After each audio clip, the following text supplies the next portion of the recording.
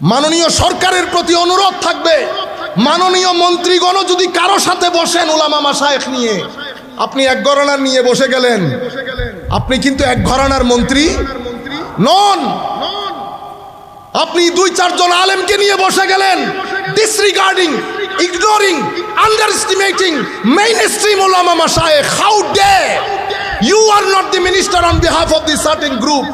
You are minister on behalf of the Muslims of Bangladesh. That's why if you think you need to sit down with the scholars, you must call all the scholars from all the school of thought. 2 or 3 people. আপনারা বুঝতে পেরেছেন? হৃদয়ে আগুন লাগে, আমাদের সাথে কারো কোনো দ্বিমত নাই। আমরা তো এমন দুর্বল, আমরা যদি লাখো মানুষ রাস্তায় বের হয়েছি, বের হব, কথা হচ্ছে গাছ থেকে একটা পাতাও পড়বে না। আমরা বলেছিলাম ফিলিস্তিনের পক্ষে যখন আমরা একসাথে হয়েছি, সেদিন একটা ঝলক দেখেছেন। আমরা বলেছিলাম যে লাখো মানুষ একসাথে হবে, গাছ থেকে একটা পাতাও পড়বে না। পড়েছিল? এটা সুফিয়াই কেরামের দল, এটা বুক চিতে মাইর খাবে, হাতের মধ্যে বাঁশ। সিম্পল ছাত্ররা কালকে করেছে না আন্দোলন, 10-12 জন ছাত্র মিলে বাস। ছাত্রদের বিহেভিয়ার দেখছেন বিহেভিয়ার। আমরা বলছি প্রত্যেকে যার যার অবস্থান থেকে বেটা প্রতিবাদ করতেই পারেন, কিন্তু আরেকজনকে মেরে, বেয়াদবি করে, জবান নষ্ট করে, আমি আপনাকে কথা দিচ্ছি, লাখো শিক্ষিত হোক, সুফিয়াই কেরামের দরবারে যেই ব্যক্তি জুতা সিধা করেছিল, সেই ব্যক্তিও যদি ওখানে মাঠে দাঁড়ায়, গাছ থেকে পাতা পড়বে। হে যুবক, আপনারা মনে করেন আমরা শুধু কথা বলি, শুধু কথা বলি না। আমাদের সাথে কারো টাকা নিয়ে, পয়সা নিয়ে, ব্যবসা নিয়ে কারোর সাথে কোনো সমস্যা নাই। মাননীয় প্রধানমন্ত্রীর প্রতি অনুরোধ, মাননীয় রাষ্ট্র ক্ষমতার মধ্যে যারা অধিষ্ঠিত তাদের প্রতি অনুরোধ, আমাদের সাথে কারো কোনো বিষয়ে দ্বিমত নাই। সমস্যা এক জায়গায়, আপনি লাখ পাঞ্জাবি পরেন, আমার নবীর শানের রেসালতে এতটুকুন যদি আঘাত আসে, লাখো তরুণ তলোয়ারের নিচে নিজের মাথা ঝুঁকিয়ে দেবে। এটার মধ্যে আমরা দাঁড়ানো। আমাদের সাথে মাননীয়, শুধুমাত্র আপনারা দাড়ি টুপি দেখলেই মনে করেন উলামায়ে কেরাম, আমরাও মনে করি উলামায়ে কেরাম। আমরা যদি জিয়াউর রহমানের শানে 2-1টা কথা বলি, আমাদের বিএনপি যারা করে, খারাপ লাগবে না? লাগবে কিনা বলেন বেটা? শুধু যদি শহীদ না বলি, খারাপ লাগবে না?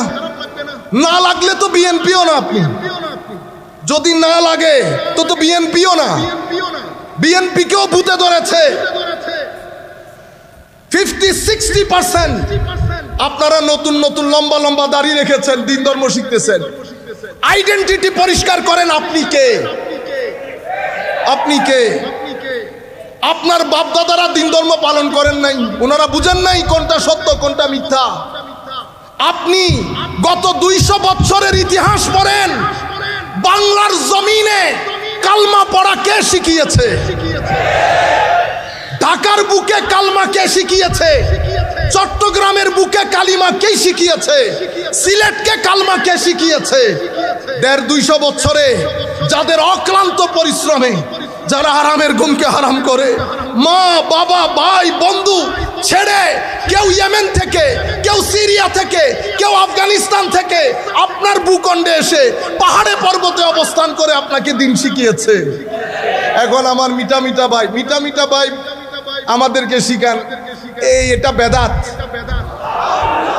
এটাও বলছি কেন হচ্ছে, সম্মানিত উপস্থিতি, আমি অন্য জায়গায় চলে যাচ্ছি। আমি যেটা আপনাদেরকে বুঝাতে চাচ্ছি এবং সরকারের প্রতি অনুরোধ করব, এই দেশকে কোনো অবস্থায় উগ্রতার দিকে ঠেলে দেওয়া যাবে না। ধর্মীয় উগ্রতা একটা ক্যান্সারের মতো। ধর্মীয় উগ্রবাদ একদিনে জন্ম নেয় না। ধর্মীয় উগ্রবাদ শুরু হয় কনজারভেটিজম থেকে, অতঃপর সেটা ইনটলারেন্সের পর্যায়ে যায়, অতঃপর সেটা এক্সট্রিমিজম হয়, অতঃপর সেটা টেরোরিজম হয়। আপনি টেরোরিজমকে হত্যা করতে পারবেন না যদি কনজারভেটিজমকে হত্যা করতে না পারেন। কনজারভেটিজম কোত্থেকে আসে? বই থেকে, শিক্ষক থেকে। যারা বইয়ের মাধ্যমে শিক্ষার মাধ্যমে ছেলেদেরকে শিখায় ঈদে মিলাদুন্নবী বেদাত যারা করে কাফের, শবে বরাত বেদাত যারা করে কাফের, মেরাজ বেদাত যারা করে কাফের মুশরিক। এদেরকে হত্যা করা সওয়াবের কাজ।